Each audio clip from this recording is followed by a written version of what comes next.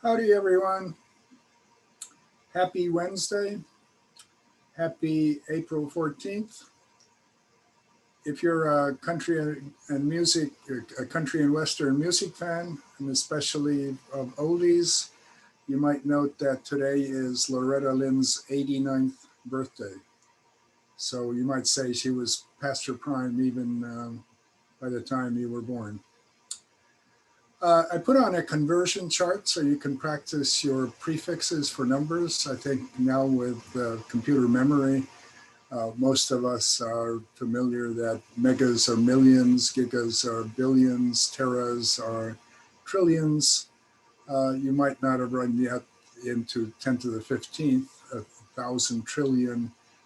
You use peta for that numbers. I guess that would be a quadrillion is what 10 to the 15th is. And then 1,000 later would be quintillion and so on.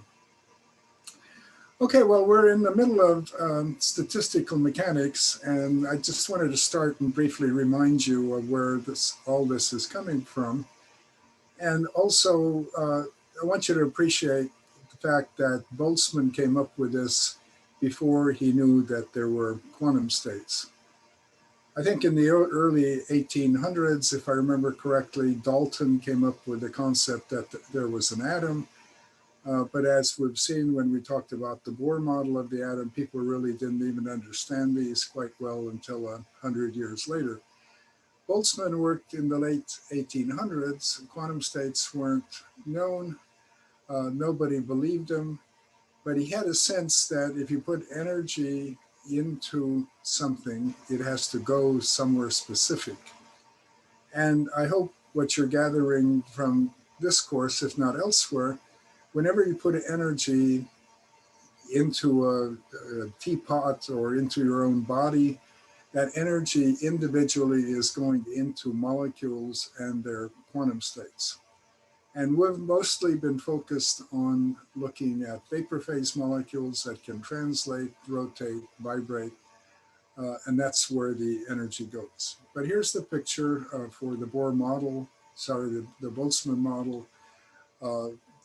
We have a fixed number of molecules, n, and that's the summation of all the populations of all the quantum states. So any quantum state that exists, it will have a certain population. And that particular quantum state will contribute an n sub I, e sub I amount of energy. So when you multiply all these together, well, when you do the multiplications and then add them all together, you get the total energy. And then the only other couple of things we need is we need the statistical formula that we used, and then the rest we need to have the mathematics that Boltzmann came up with to come up with his formulas.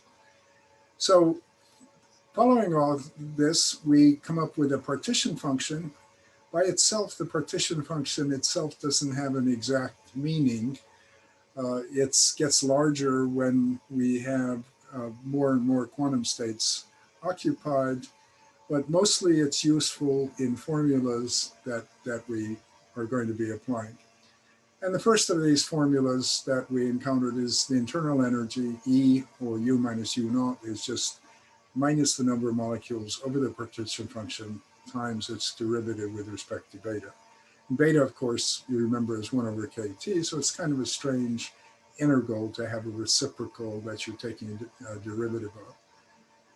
We then zoomed on. We encountered the concept of ensembles, realizing that there can be a lot of distributions with slightly different energies, but very similar to the maximum possibility. And when we consider this, then we're able to come up with formulas for entropy.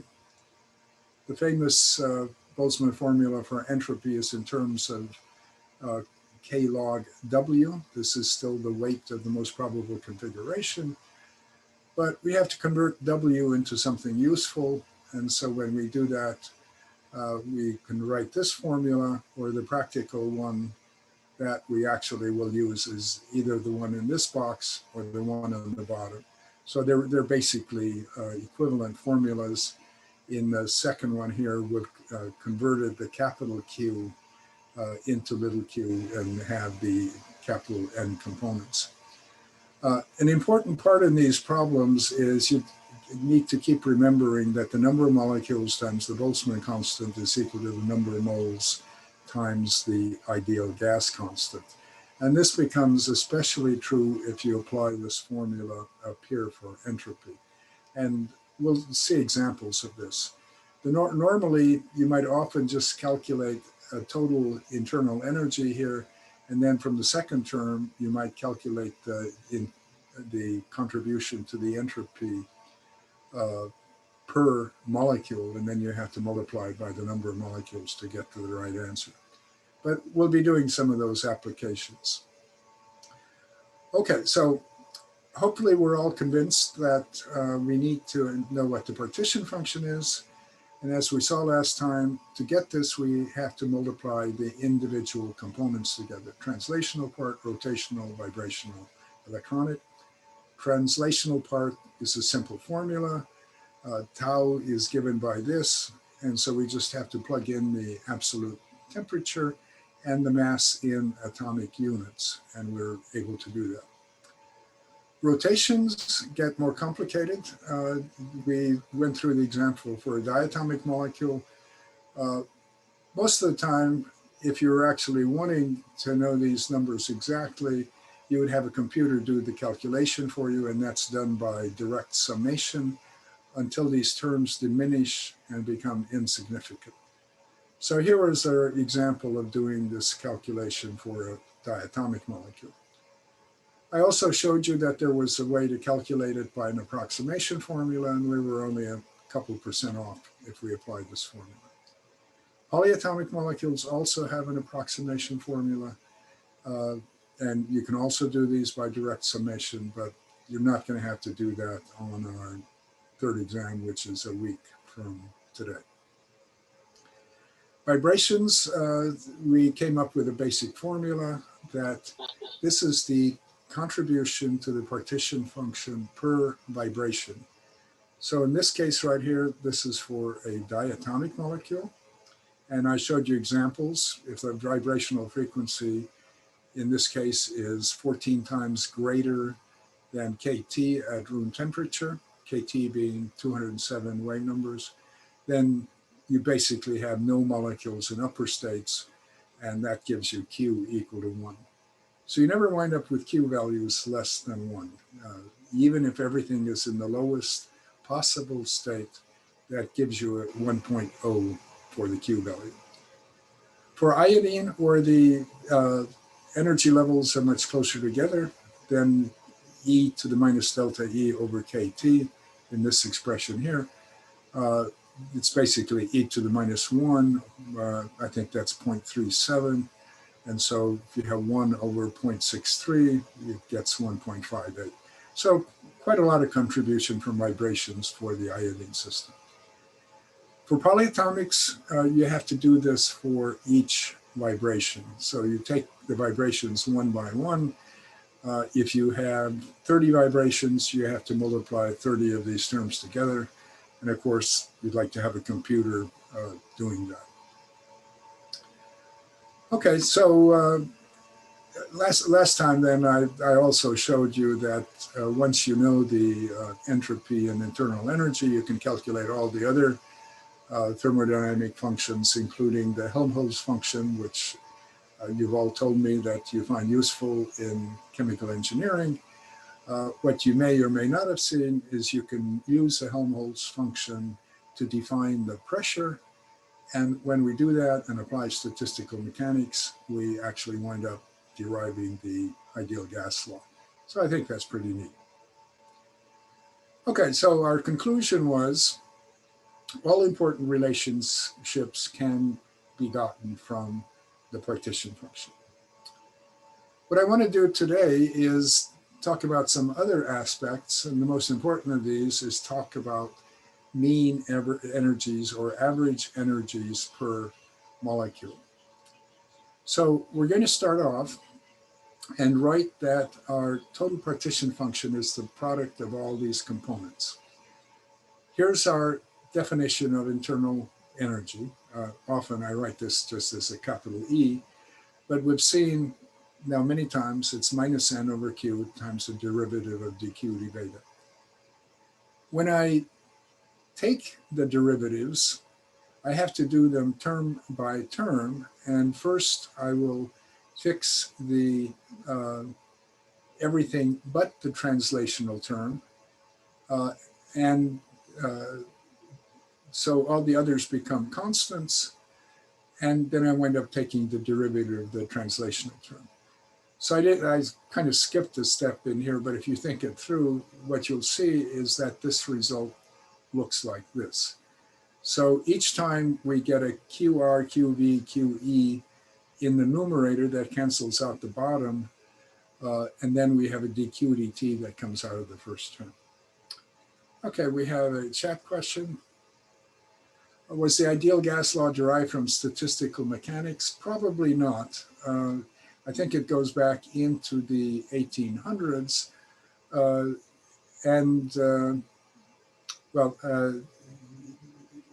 It wasn't related, obviously, to statistical mechanics until Boltzmann came up with it.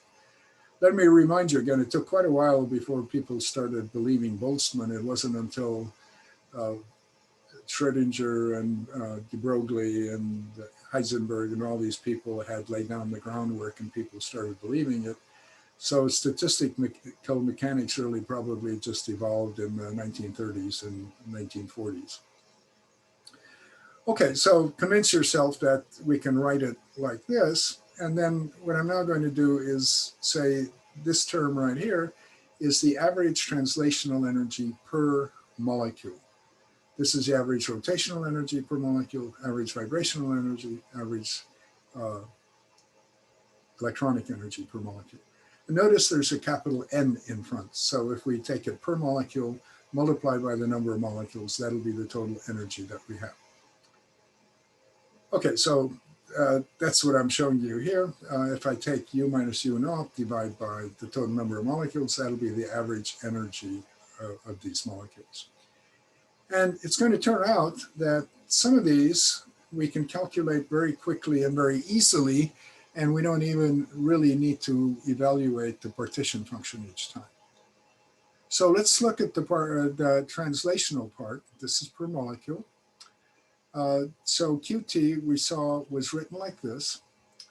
We take the derivative with respect to beta. So I actually have to put the KT into the denominator, or think of this as a beta to the minus 3/2. And okay, I guess I wrote it out here. So I'm putting KT in the denominator, so this is what I'm actually taking a derivative of. And so you'll see we just get the constant term in front, except we have beta to the minus 3/2. So when we take that derivative, it's minus 3/2 beta to the minus 5/2.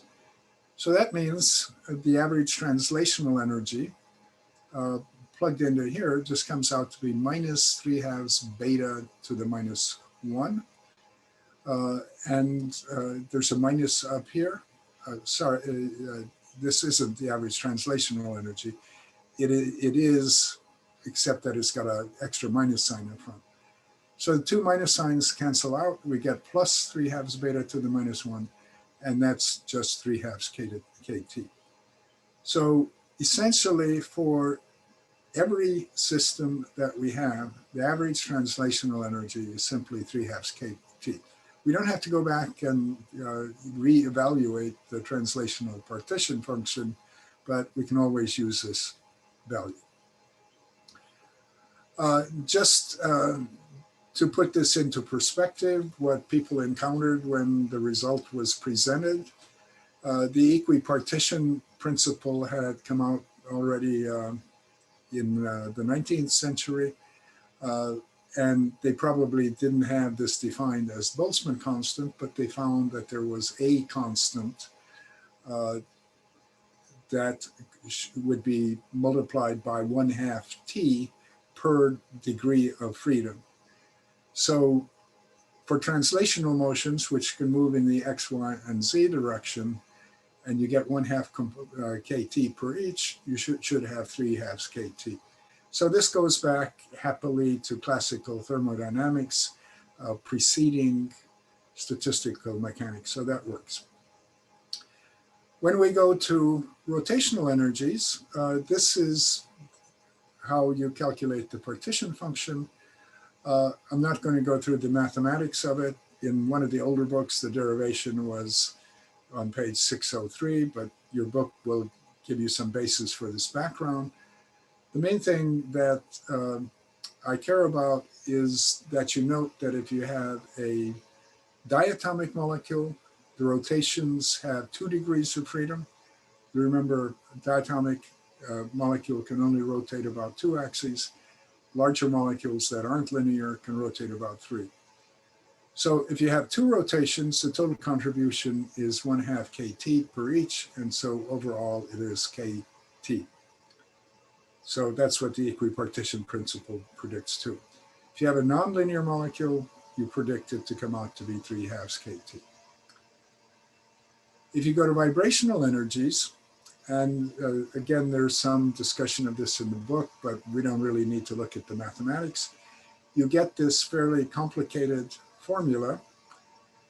Before we started Zooming and had open book exams, I expected students to memorize this, but you obviously have access to this in your notes, but it's a very useful relationship.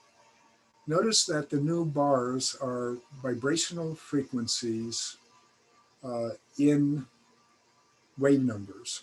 And then in the denominator, we have e to the new bar over kT minus 1. This is per vibration. So each vibration can contribute to the overall partition function. So this is normally what you can expect to have to do the calculation. Now, some people have worked out that if you go to very high temperatures, and typically this means you have to be at least 500 degrees, or maybe even 1,000 degrees centigrade in order to have this work, you find that you get a contribution of kT per vibration. According to the equipartition principle, this comes from the fact that each vibration has a kinetic energy part and it has a potential energy part. We had 1/2 kx squared in the potential energy for a diatomic molecule, for example. Okay, so much of this is kind of peripheral. The main thing is computers know that they can calculate the contribution to the vibrational energy per molecule from this particular formula. Okay, so getting the mean energies that we're going to have in a system is very straightforward.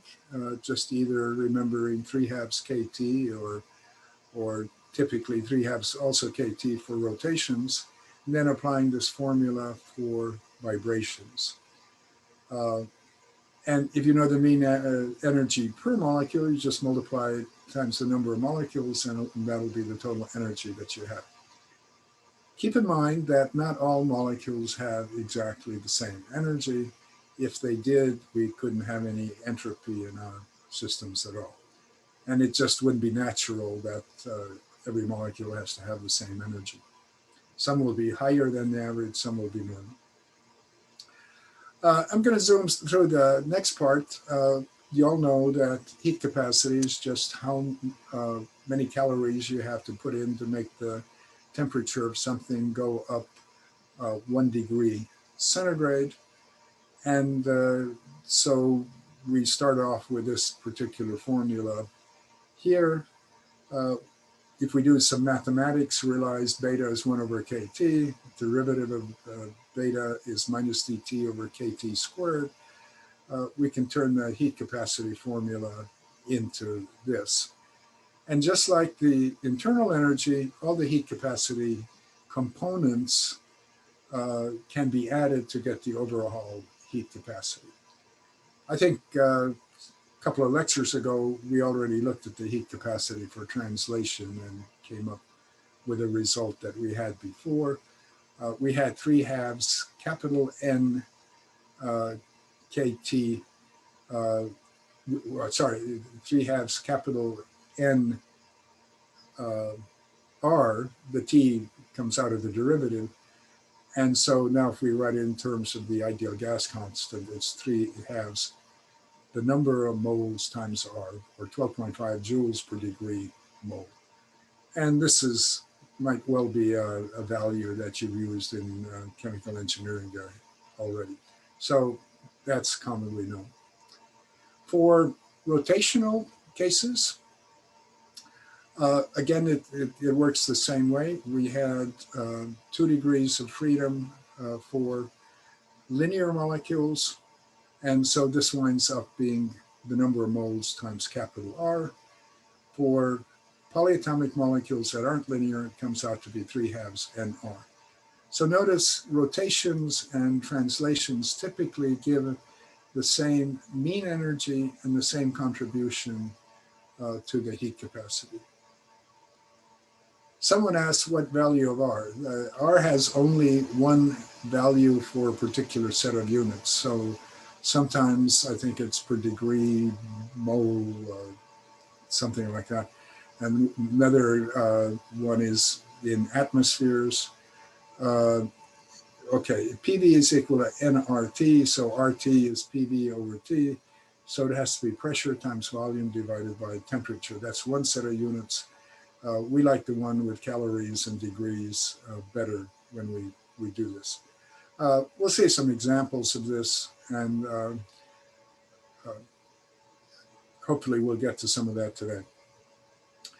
Okay, now there is an exception with rotations, and for most of you it would never matter, but if you start getting to really, really low temperatures, molecules can quit rotating. And so below about 50 degrees Kelvin, the average rotational energy starts approaching zero and heat capacity starts approaching zero. So you normally won't care about that, but just be aware that there can be exceptions to these rules. For vibrations, basically the approximations don't work very well. You have to work it out with the basic formulas and take derivatives with respect to temperature. But some people like to say at about 500 degrees centigrade, you get a contribution of NR per vibration, number of moles times the ideal gas constant. So I still have this in my notes, but every time I show it, I kind of say it really doesn't demonstrate much.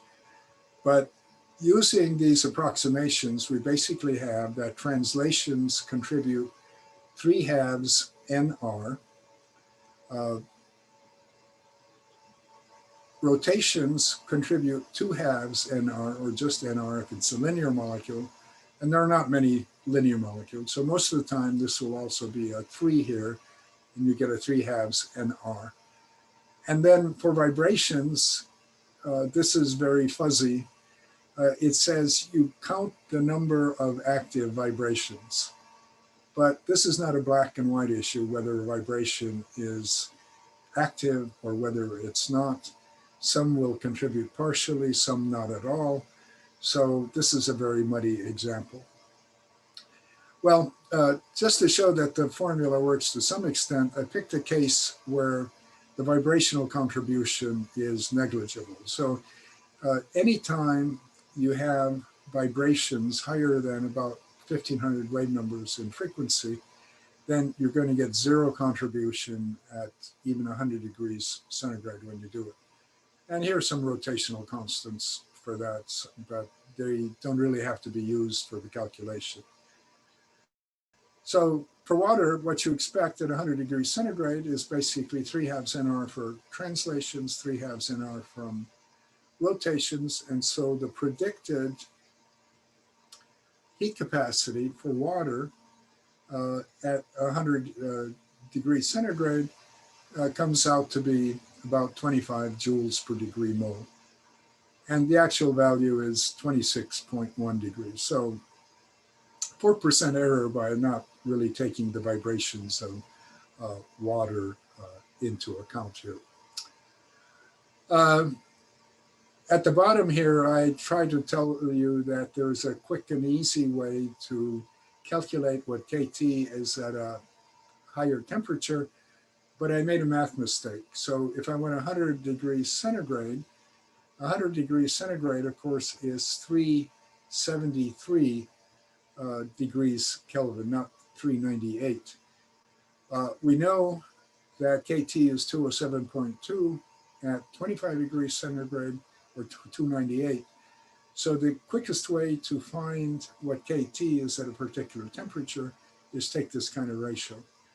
So I probably got the answer wrong too, since I had 398 over 298, but it should be 373 over 298. But you'll find taking the ratio is a lot easier than starting with KT in units that are not in wave numbers. So this can save you a bit of time in taking these ratios. I think we'll do some practice problems where I'll show you how we do these ratios. Okay, we're almost done with all the basics of statistical mechanics. And the last topic we have involves equilibrium constants. If you were like I was when I took freshman chemistry, and we did a bunch of calculations with equilibrium constants, and we were told that a Ka was 3.2 times 10 to the minus 4, I always wondered, where does that actually come from? Well, we know it comes from the equilibrium situation that you have certain concentrations on both sides, but how is this really related to the nature of the molecules? So hopefully you'll understand this better as we look at the statistical mechanics approach of doing this. So the equilibrium constant, of course, is defined as the concentration of the molecules on the right divided by the concentration of the molecules on the left. And so these brackets here, presumably you use that in freshman chemistry. These indicate concentrations of the molecules. So just the number of molecules of B divided by the number of molecules of A. So we're going to go through the A and B case, and then I will generalize it to a situation where we have more molecules on each side of the equilibrium. The first thing we need to realize is if we have different molecules, they are going to exist at different energies relative to each other. And we can go back and talk about dissociation energies of the molecules, but I'm not going to do that right here. But if we had the dissociation energy of A and the dissociation of energy of B, we could take the difference and we would define that as delta E naught, delta E zero, the difference in energy of the two molecules. The naught, or the subscript 0, indicates we're taking the lowest possible quantum state of each molecule. So that's the first thing to appreciate. And then what we're going to do is we're going to assume at equilibrium, temperature has had enough time, or the temperature of the system has been at equilibrium long enough that the molecules get distributed according to the different quantum states by the Boltzmann formula. You remember we had every quantum state, the population was proportional to the exponential term to the minus delta E over KT. So that's what we're going to apply here. So here's the model. If we have A and B in situations something like this, the highest population is going to be down here, then these decrease as the energies go up because we have E to the minus delta E. But the B populations will all be less than the A populations. So at first glance, and this is actually true most of the time, the equilibrium should favor A if the energies of B, the quantum states of B, are higher. So that's my first statement. With roughly similar spacing, the equilibrium will favor A of lower energy. But if for some strange reason, B has much more closely spaced levels, which it might, for example, if you have two molecules come together and form one molecule, then you're going to have one much heavier molecule, which with much larger moments of inertia, the rotational constants get closer together. So if B has a lot closer levels, or whatever is on the right has a lot closer levels, B could actually wind up being favored, or not as unfavored as you might expect from a delta E value. Okay, so let's see how this works mathematically. So what we're interested in doing is calculating the number of molecules of A and the number of molecules of B. Then we take the ratio, and that's our equilibrium constant. So here's what we came up with from Mr. Boltzmann. The population of any state's proportional to this exponential term. If we ratio it with respect to all of the molecules in our system, then we have a Q in the denominator. And notice now, if we have two different molecules, two different types of molecules in our system, then the entire partition function has to be over all of the quantum states. So there's a smudge here, but that smudge isn't supposed to mean anything. So we have to sum over all the quantum states of A and also all the quantum states of B. Now we also know the total number of molecules, N, is equal to the number of molecules of A plus the number of molecules of B. Okay, so if we're doing this summation here on the right, summing over the A quantum states is just the way we always do it. We start at the lowest level, keep on working our way up. For each quantum state, we have an E to the minus E sub A KT term. But when we go to the B levels, we can't just take the quantum states of B. We have to add that energy delta E0. So look at this picture here.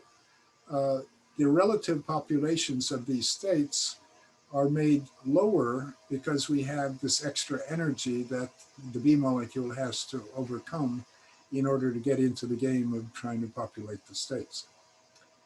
Okay, so our second term is E to the minus E prime over KT.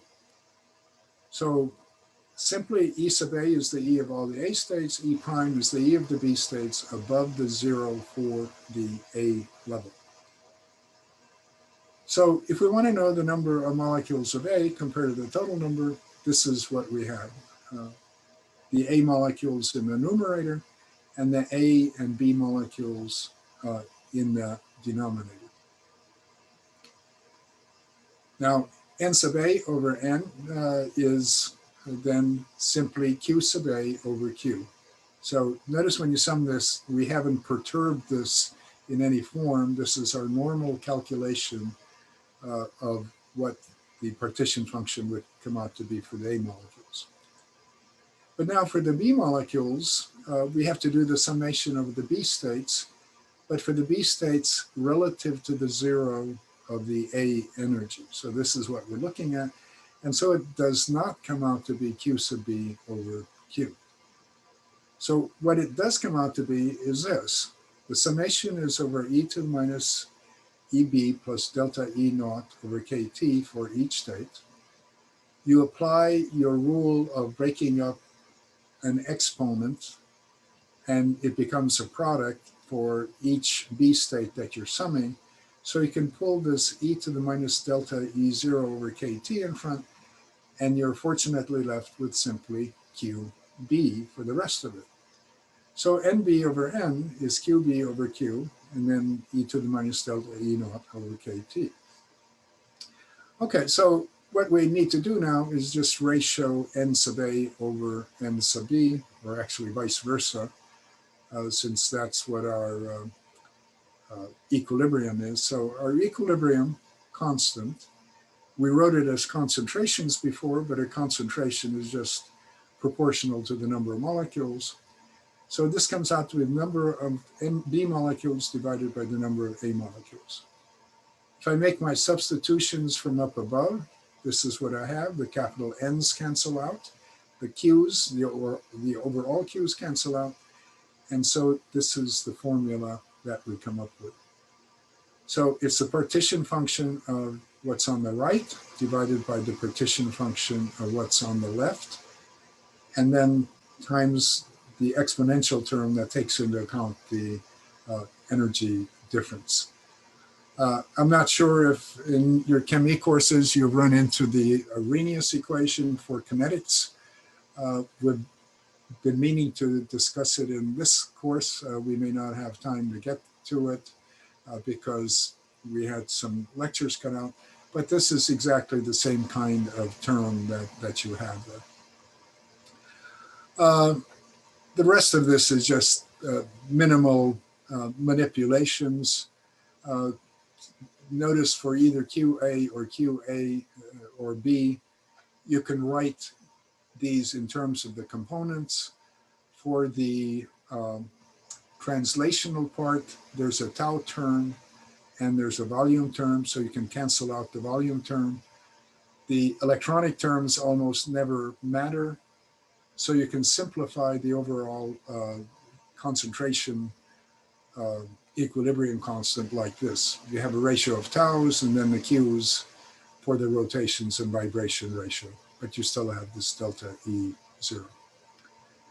The next part's not worth mentioning. We're still talking about the number of molecules. Partial pressures are also proportional to the number of molecules. So if you happen to be doing equilibrium constant in terms of partial pressures, it comes out exactly the same way. Now, you saw that I chose not to do a more complicated case, but I'll simply give you the result of what we would have. So let's say we have A plus B plus, or A reacting with B and C to form X and Z in an equilibrium. The equilibrium constant then would come out to be the partition functions for what's on the right divided by what's on the left. You multiply these together. And then you still have this e to the minus delta E over KT term. What the delta E becomes now, it's basically the relative energies of molecules X, Z, A, B, and C. You take X and Z energies, you add them together, and you subtract off what is on the left. In other words, this term measures how much energy is gained or lost in going from the molecules from the left to the right. And you can do this by comparing dissociation energies. I think, well, there's a practice problem in your lecture notes that goes more into this. There's also a problem assigned to be turned in with your problem set that is based on taking 0-point energy differences. So in some cases, you might have isotopic species like, let's say, H2 on the left and D2, the heavy isotope of hydrogen on the right. they will still have a delta E because the amount of energy to dissociate them is different. So this is way back when, but you might remember when we talked about vibrations, the 0 point energy very closely is 1/2 the vibrational energy.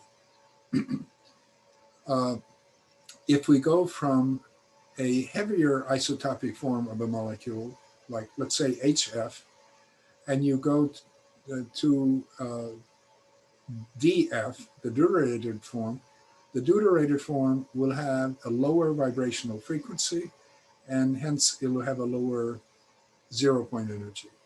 And it actually makes it harder to dissociate the heavier molecule. So look carefully at the problem that you have in your notes. I may dig out answers for that and try to go over that either on Friday or next Monday also. But there's two ways that you can get at these energies. One is just you compare the dissociation energies, which would be the D zeros, the actual energies that you have to dissociate the molecules. But whenever you have the same molecules with the same bond strengths, then the 0 point energies come into play. Okay, so we'd still have a little bit of time left. So the rest of it basically is going to be doing problems in class to show you what you might expect on an exam, but primarily to show you what a computer program might give you in thermodynamic functions based on certain data for a particular molecule. So I've created this super problem. I call it a super problem because I also combined in a little bit of molecular structure and vibrational frequencies and so on. But in this hypothetical problem, I'm going to take a real carbon disulfide molecule for which we can calculate internal energies and enthalpy and so on. But I'm going to pretend it can be in an equilibrium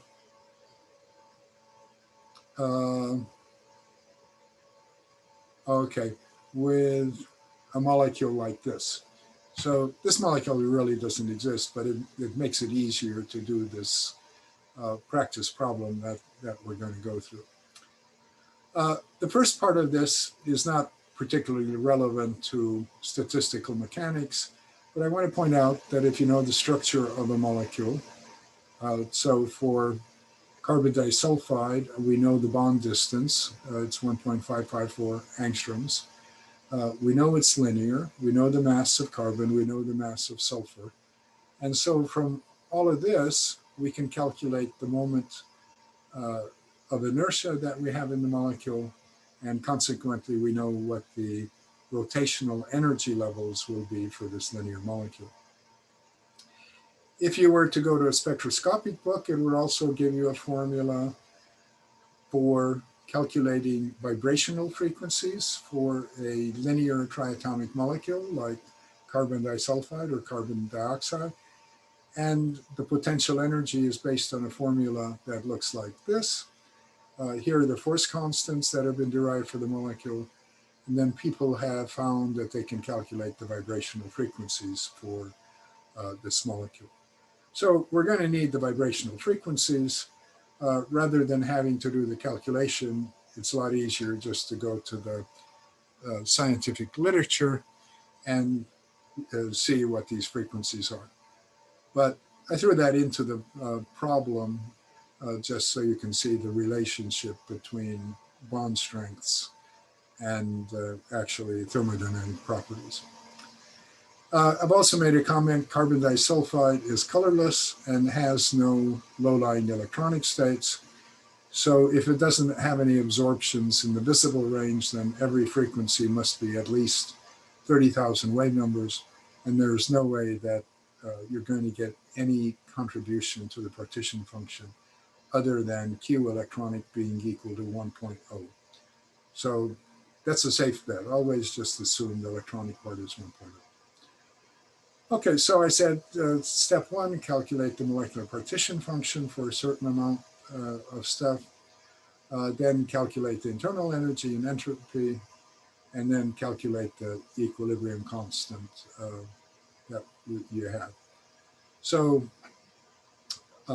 based on the rotational constants, based on the molecular structure, you calculate that the rotational constant for carbon disulfide, this is for the hypothetical molecule. In the problem, I've actually calculated what it is for the carbon disulfide, as you'll see. And we've also calculated the vibrational frequencies. Okay, so here's our calculation for moment of inertia for the molecule. It's just the sum of these m sub s r squared terms. You ignore this scribble stuff right here, but I had a copy that anyway, that's just somebody who's playing with the numbers there. So all we really need is the rotational constant, 0.109. Then from those formulas I gave you, we're able to calculate what the vibrational frequencies are. Okay, so to do any of these problems, we needed that rotational constant, we needed vibrational frequencies, and we need the mass of the molecule. So for the translational partition function, this is the formula that you have. And in this practice super problem, I've actually just plugged in everything in terms of the values. And you see we get a really large number, 6.48 times 10 to the 29th. As I've told you, when you have your exam, I will give you the formula for tau. Q for translation is equal to tau times volume, and tau is equal to a constant times mass times temperature to the 3/2 power. So it would be all of this stuff here without the temperature, and where is my mass term? Okay, I guess I've converted the mass already into grams here. You wouldn't have to do the conversion when I give you that tau value that would be available for the examinations. Anyway, you should love the translational part. You just plug in m's for masses and t's for temperature. You have to calculate what the overall molecular weight of the molecule is, and that's all that the translational part is dependent on. You remember this derives from the particle in a box problem, and the energy levels for the particle in a box are dependent on the mass of what is flying around. It doesn't matter what the vibrational and rotational levels are. One of the things I've tried to emphasize for you is when you get into applying your chemical engineering knowledge, a lot of times you can find thermodynamic values that you need at, say, 25 degrees centigrade. And so you don't have to go to a computer and have these things generated for you. But it's also quite possible you might have to go to a process at 300 degrees Kelvin or 1,000 degrees Kelvin. And then it is really handy if you can throw all that information into the computer and have it tell you how all of these things change.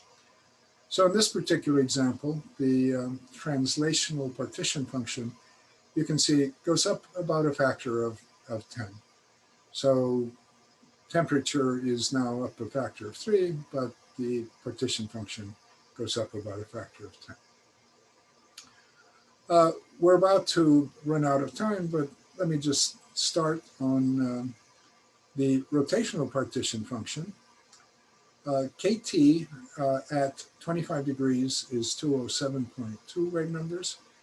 At 1,000 degrees centigrade, you have to add 1,000 to 273 to be able to take the ratio. So this is the degrees Kelvin at 1,000 degrees. This is the degrees Kelvin at 25 degrees centigrade. If I take this ratio times 207.2, I get what KT is at 884.7. Now put a bar over it here to indicate that I'm using wave number units. And then in brackets here, I've indicated that KT bar in wave numbers is really KT over Planck's constant divided by the speed of light. And so you can see how the units cancel themselves out as long as you're putting Planck's constant into erg seconds and so on. So the approximation formula that I gave you back when for diatomic molecules and linear molecules, it's basically this here. You just put KT in wave numbers, you divide by the rotational constant, and you divide by the symmetry number. The symmetry number, you'll remember I said it's 2 for a diatomic molecule if the 2 atoms are the same. It's 1 if they're different. Our molecule here is slightly more different and maybe confusing, but I'll just tell you that the symmetry number is 2 because there are 2 equivalent sulfur atoms in the molecule. So all you have to do is put in KT for the right temperature, put in the rotational constant, and divide by sigma. When you do this, then these are the contributions you get from rotation. Now these are something like 27 orders of magnitude less than from translation, but you can't ignore them because the numbers get multiplied together. So this number, roughly at 10 to the third, times 10 to the 30th is 10 to the 33rd, and 10 to the 33rd is a lot different from 10 to the 30th. Okay, well, my thoughts are that on Friday, let's continue talking about the super problem. Maybe I'll switch over and talk some about the handout I sent you, but then we have another practice problem that's in your lecture notes, and then I might find yet another one for next Monday that we can talk about. But the exam then is going to be next Wednesday. So we will stop here for today.